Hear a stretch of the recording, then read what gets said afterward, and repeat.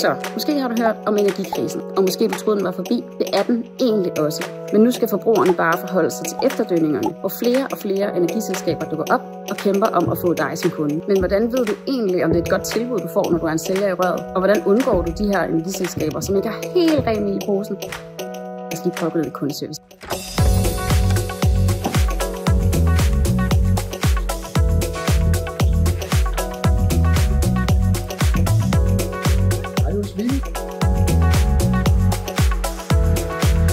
Først og fremmest så handler det om at være varsom med at oplyse personfølsomme data.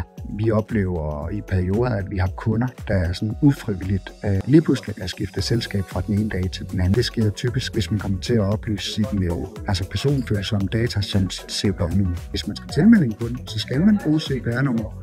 Så det er jo ikke sådan, at man ikke skal give det, men man skal bare være varsom i forhold til, hvem man giver det. Vær kritisk, hvis du får et for godt tilbud, og du bliver lovet og kan spare mange 100 kroner om måneden. Det er ikke altid sådan, at det er.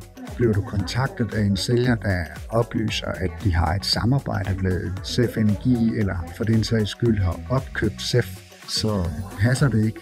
Så det er i hvert fald ikke noget, hvor I skal oplyse jeres personfølsomme data. Er du i tvivl, om det er os, der har kontaktet dig, eller har du oplevet at skifte energiselskab, uden du har bedt om det? Så ring ind til os 62 20 11 20.